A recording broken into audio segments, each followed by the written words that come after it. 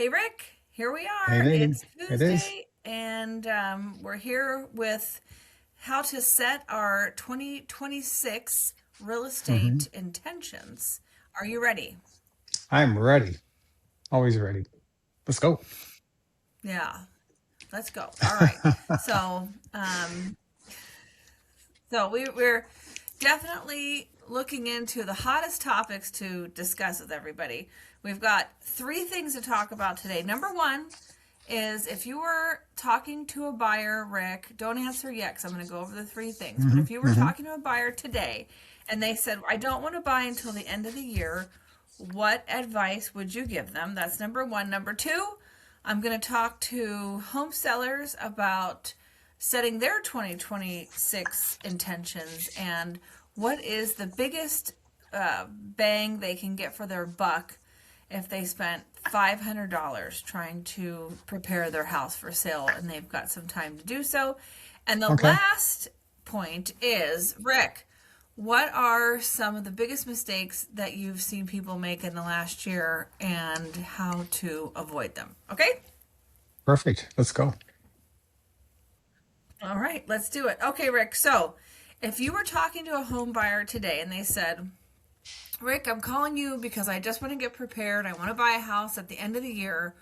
What are a few things you would advise them to do to prepare for that?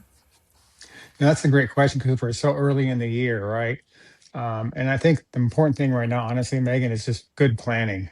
We oftentimes talk to buyers on the first call and they want to buy a house right now, but then they realize that they haven't got the money or they don't like the rate, they don't like the payment, and they're not familiar with the housing prices or the market, anything like that. So I think in this market, especially going Mm, forward, look, I think it's really important to have just a quick strategy call. Talk about their income, their goals, mm-hmm, where they want to go, what their budget is, and then from there formulate the framework to help them get there. That may take a few months. It could take 6 months, could take a year. It doesn't really matter. But the mm-hmm, point of it is now they've got a clear path to get there. It won't be a last minute hurry up and do something. Now they'll have a game plan so they can get familiar with the market, get an idea where the rates are going, what their payments look like based on their price range, and really how much cash they'll need to be able to mm-hmm. close an escrow. Those are so important. I love those things because I like I love making spontaneous decisions sometimes, but a house is like Mhm. not one of those things. And Right. so it's so good to plan ahead of time and like you said, just get familiar with the mortgage market, what to expect for housing prices, what to expect for closing costs. Because when you feel Mhm. like you've done your homework, you've been diligent, you've planned ahead, you've made lists, this and that, then you're able to make the best decision that you can possibly make when you're buying your house. Right. 100%. 100%. Yeah. Okay, so the next one's for me, and Hmm. it's for sellers that are going to sell this year. If they had $500 to spend on improving their home, what could they get a $5,000 return on $500? Okay. And Okay. so I would say the number one thing you can do for free is declutter your home. Mm, And that's big. if you're going to sell in the summertime, you're not going to need your winter clothes, your skis, all the stuff in your closet. Pack it up, put it in a box. The garage can be the place for boxes. Just decluttering. It doesn't cost you any money.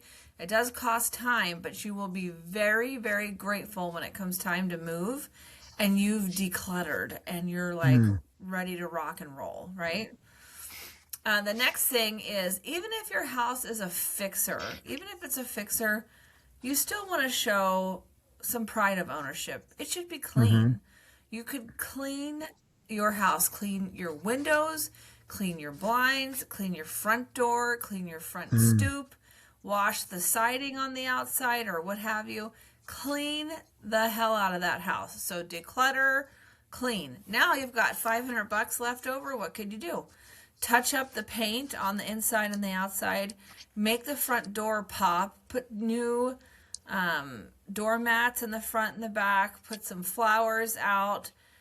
mm, That is the type of thing that will make your house pop. Just touch it up, make it look move-in ready and like it's loved, and you will get a great return on those things. Those are my three top things. Wow. Flowers, bark, Hmm. that sort of thing. Very simple Hmm. stuff. Got it. Well, that makes sense. I never thought about it that way because you think about it maybe in terms of you're going to sell your car, right? We're going to go to the car wash. You're going to clean that thing inside and out like brand new. Won't cost you anything, but you might get a higher dollar for your car if it's clean and it looks good. I think really the same thing applies when you're Oh yeah. selling your house. Yeah, for Yeah, sure. I pride of like that. ownership. Yeah, right. Yeah, and then arranging your furniture in a manner that is Hmm. conducive to showing off your space, that sort of thing. And a realtor is able to, I mean, most of them, God help us, are able to go through the house with you and help you create a plan. And that way you've got plenty of time to Mm. work on it, and you don't feel stressed out and under the gun. Mm. And by the time summer comes around, you'll be ready. That makes sense. Well, I guess as we're talking through this today, I think on both the buyer side and the seller side, I think what we're really saying to those types of our clients would be to be prepared. Do the next steps to know that what the next Mm-hmm. steps are, so you know what to do when you get there, so you get the best result. Mm-hmm. I love It that. makes good I love sense. that. I love being prepared. Okay, next one is a big one. Hmm. What's like the biggest mistake you've seen people make in the last year, and how can they avoid it? Yeah, that's a great question. Actually, it's the same mistake I've seen really for the past 3 or 4 years, and it's what people have a tendency to do. Frankly, is chase the rate. They in their mind they want the rate to get to a Mm, certain point, and it's just not going to get there. And we have to just know that when you look at when the rates were in the threes, for example, that was driven by a crisis in our country, which was COVID. And that was artificially driven by the government buying bonds and what we call quantitative easing to be able to pump money into the markets to bring those rates down during the period of COVID. And so the message really, I think, Megan, is those days are not going to return. The market is what it is. So I think the mm-hmm. mistake they made was they're looking for a certain rate. And then, we've talked about this before, that hope is not a strategy. It isn't now and it wasn't then. It will never be. And so buyers in their mind think, well, when I get the rates get to 5% or whatever their mind they think that is, they should buy a house. But what they don't know is that while they're going through that process, we've seen this so many times, is what has happened. Well, the price of housing keeps going up. The rates have not gone down. And now what they've lost is tax Mm-hmm. benefits, equity, right? They've lost all these things now. And so really waiting and chasing the Mm-hmm. rates really more of a stall tactic. It's not really a plan. It's just a hope strategy. And that's far from having a plan that we talked about earlier. Mm-hmm. So I think the biggest mistake is what people should really do is not worry about the rate, because look, the reality is no matter what the rate is today, there's likely going to be an opportunity at some point when you buy your house to refinance to a lower rate. We can never promise that, of course, but there's likely to be an opportunity to do that. And so the good news is you can always have a chance to lower your rate and lower your payment, but you're not going to have that opportunity to lower the price of the house. And so it's just important Mm-hmm. that when the time is Mm-hmm. right, do the right planning and then buy the house. Don't chase a rate because it's like trying to chase I the like stock market. You're just not going to win that game, unfortunately. right. And look, it's human nature. I get it. I want 4% rates too. I would love to have, and so would you. We'd love to see 4% rates. But that's just not likely to happen. So we have to work with what we have right now. Mm-hmm. Mm-hmm.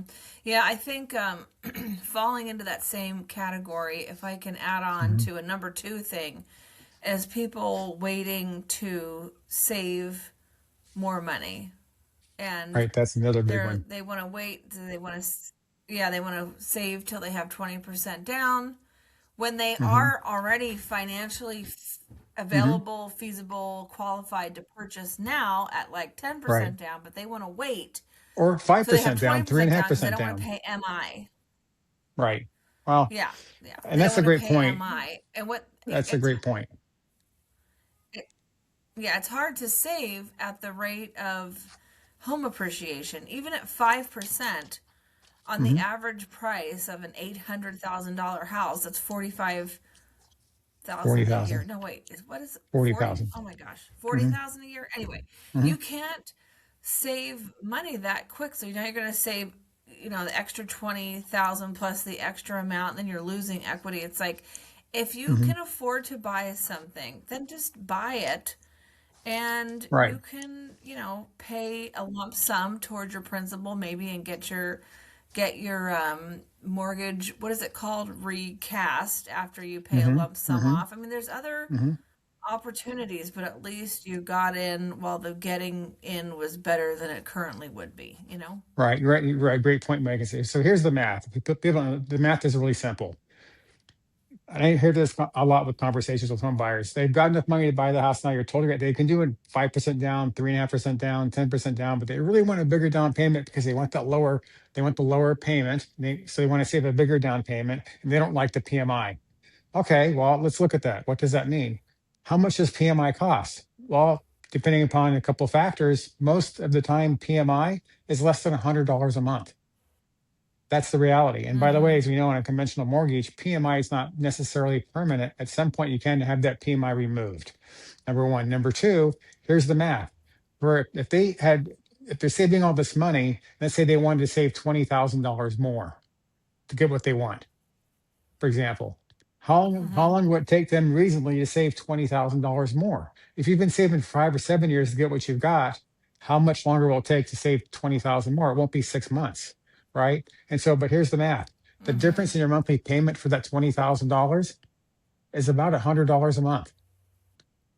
Okay, so which makes Mm-hmm. the most sense? Buy the house now, pay $100 a month more for the house than you thought you might have wanted to pay.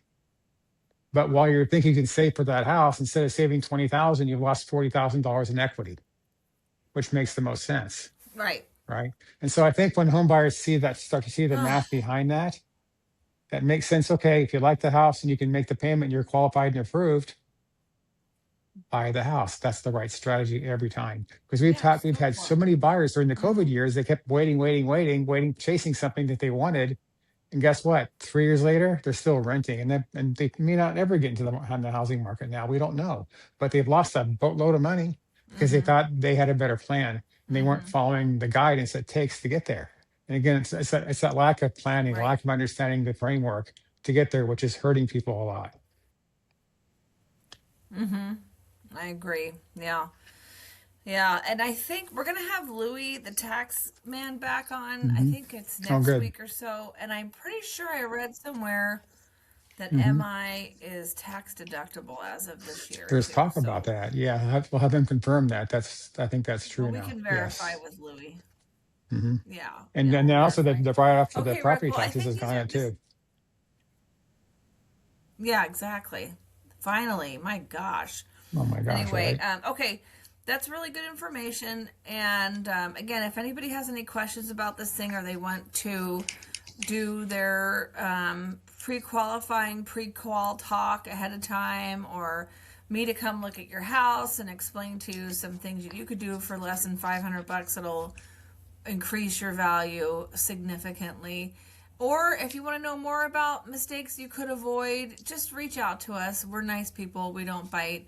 We are not busy people. We're productive people. So we always have time to talk to somebody and help them 100%. out. So, all right, Yep. Rick. Thank you, Awesome. sir. Thanks, Megan. Good to See you see you next this week. Tuesday.